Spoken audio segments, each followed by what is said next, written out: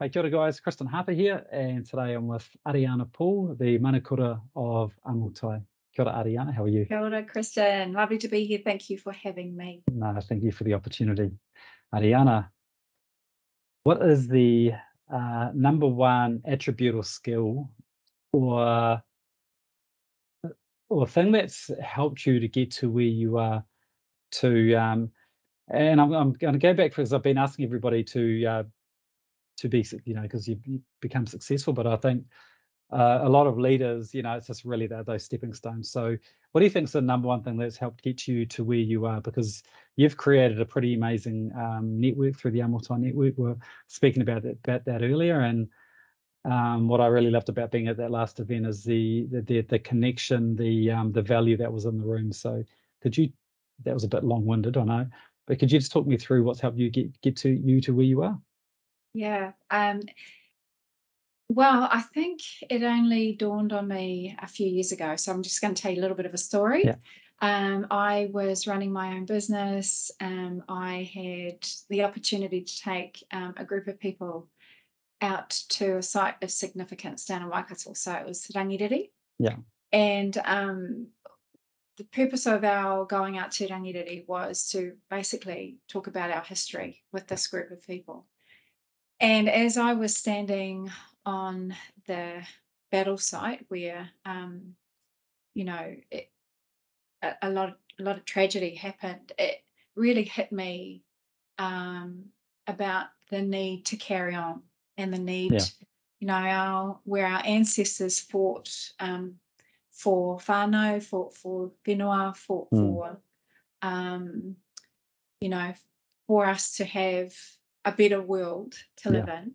It really struck me there. And it was really at that point, up until that point, I kind of felt that my doing what I do was about purpose. And it still is. It so much is. But that really, I not only knew it intellectually, but I felt it with every fiber of my being on that particular day. Yeah.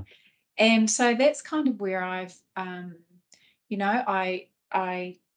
I almost felt like I was, being told that this is kind of, you just need to carry on for your children and their children's children.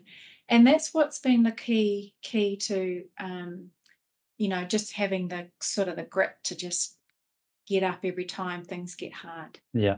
Well, it's that bigger why, right? You're doing something that's bigger than yourself. Yeah. And I am a firm believer also that things that are meant to be hard are the things that will help to shape who and what you're made of. And I think about the when I think about the jagged sides of a rock, and the only thing that will help to smooth those is water. And so, water being so soft and rock being a real hard material, you would never ever think that a soft material could smooth those jagged pieces down. But over time, I think that resilience starts to really help to bring shape and bring joy and bring reward. There's always, life was meant to be painful. We're not meant to be here for for full on party. We've got to make sure that we're leaving something for others. Well, it's just leaving your legacy, right? And what an amazing experience, sort of being there, and I guess just sort of feeling that energy, and basically just getting by the sounds of just getting your calling and feeling that energy and that spirituality. That's amazing. And it just, I guess, after going through my own experience, it just gives you that it gives you that purpose, it gives you that drive, and it just gives you that momentum to keep moving forward, because as you said, like, things are going to get hard. But that's all part of life, and it's basically using those experiences to to shape you and to learn from. Geez, I've had so many things that shouldn't have done that. I've got to learn from that. But it's all part of it. And it's just being able to. I think it's being able to talk about those honestly and authentically because most of us, everybody else is going through their other stuff as well. And the Yeah, more they see others that are going through that as well, just helps them normalize and go, this is okay to be feeling this way, and others have gone through that, and I know that I just need to talk to other people and reach out and work through that. Eh? yeah, yeah. The the I remember when I was a new mum, so I was an older mum, and I had my first baby, and nobody told me how hard. Like, yeah, I didn't like being pregnant. Labor, I'd rather have go through labor than being Yeah, pregnant. But the thing that really got me was breastfeeding, yeah, and I'm like, far out. Nobody told me how hard this was going to be, and so I just persevered. And it wasn't until I was talking to some other women about how they found it just as challenging too. I thought, oh, thank goodness, I'm not the only one going through this horrible pain.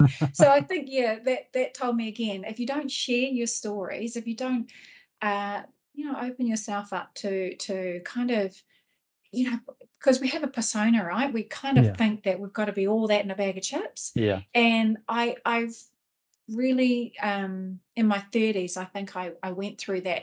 Everything has to be perfect. By my yeah, 40s, I dropped that. Like, I'm in my 50s now. I'm all good. I'm so good now that it yeah, doesn't, you know, that whole persona of I've got to have it right. I've got to do it right the first time. yeah, yeah. I just wished that my 50-year-old could go back and tell my 30-year-old it's okay. Yeah. Wow, Ariana, thank you so much for sharing your Welcome. value. I'm actually going to ask you one more question Sure. because this is where our conversation's going. What is the legacy that you want to leave?